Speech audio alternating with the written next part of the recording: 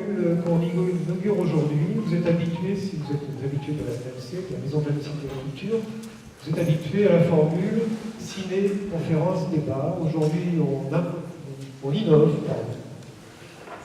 C'est une lecture, conférence, débat. C'est la première fois qu'on adopte cette formule.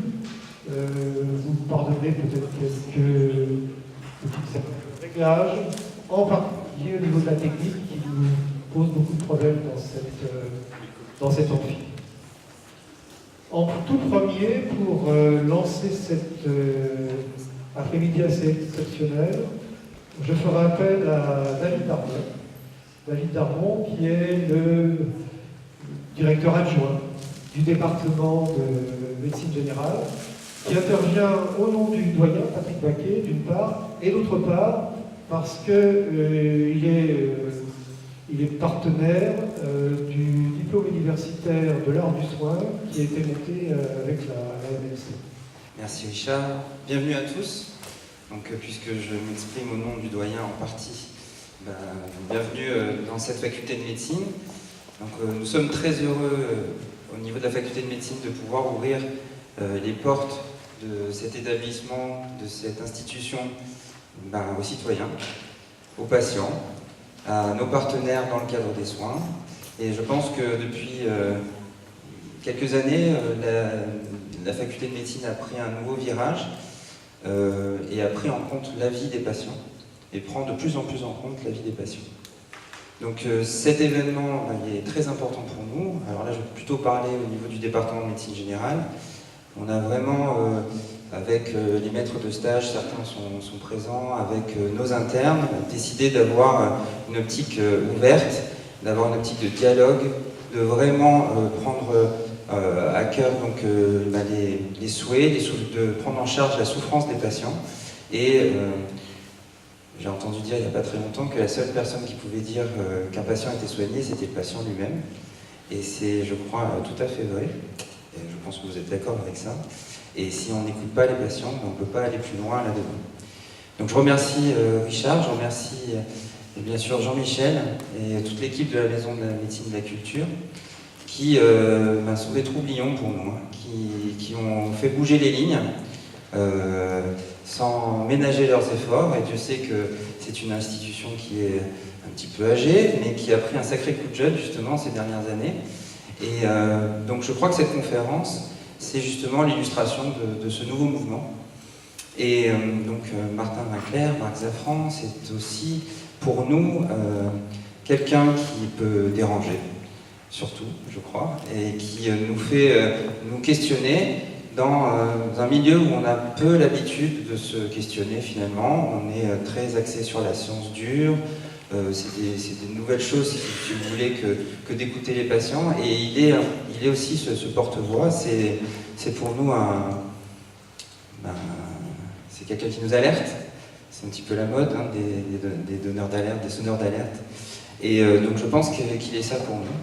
Et donc il y a beaucoup de ces propos qui résonnent, qui sont parfois plus entendus par les patients que par les professionnels de santé, mais je crois que cette conférence, c'est le signe que nous avons entendu cet appel et que nous sommes prêts à nous questionner, à nous remettre en cause et à essayer d'établir un nouveau modèle de participation.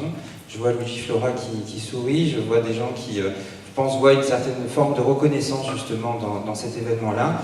Et je pense que c'est authentique, c'est sincère, cette volonté de vouloir travailler autrement et de vouloir travailler avec les citoyens et les patients. Donc je vous remercie beaucoup à tous d'être venus en si grand nombre.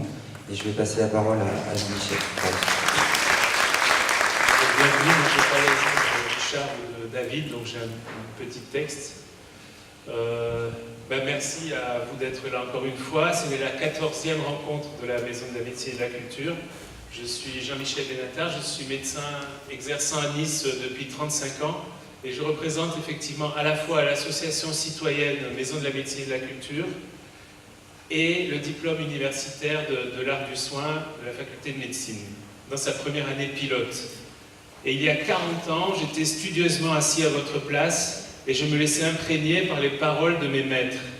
Et je suis très heureux et très honoré d'être ici aujourd'hui. et de partager la tribune avec Richard, David et nos 3 invités. Isabelle Bourget, artiste du chœur de l'Opéra de Nice, Martine Grimaldi, gynécologue exerçant à Nice depuis au moins aussi longtemps que moi, et Marc Zafran, donc médecin écrivain, plus connu sous son nom de plume, Martin Winkler. Alors l'après-midi se déroulera en 3 parties. Une lecture d'extraits de ses ouvrages Le cœur des femmes et les 3 médecins, lecture partagée avec Isabelle Bourget, puis un débat avec le public, comment les femmes se soignent, qu'il animera avec Martine Grimaldi, et enfin une signature de ses ouvrages et de ceux de Martine Grimaldi au stand Prendre soin de la briqueterie, en haut de l'escalier à gauche. Alors remerciements aussi, on les oublie parfois, particuliers à Benjamin Walter qui enregistre les séances qui vont ensuite sur notre site médecine-culture.org, et Faustine Najman qui a créé les 14 affiches de nos 14 premières rencontres. Soigner et enseigner sont 2 métiers impossibles, nous dit Freud. Walter Esbin nous a dit, lui, que soigner, ça ne va pas de soi, et que ça s'apprend en travaillant du premier jour de ses études au dernier jour de sa vie professionnelle. Et nous, membres de la MMC et de diplôme universitaire de l'art du soin, nous pensons que c'est ensemble, avec chacune et chacun d'entre vous, que nous pourrons former une communauté polyphonique du soin et de l'enseignement du soin, que nous pourrons devenir universitaires du soin, universitaires avec un C majuscule, c'est-à-dire universitaires et citoyens, en étant questionnés, émus, traversés par les histoires des personnages de grands films de fiction, tels que le film Barberousse de Kurosawa, le film Knock de Guy Lefranc, le film Flore, par exemple, de Jean-Albert Lièvre, le film Wit de Mike Nichols, ou bien le film La maladie de Saxe de Michel Deville.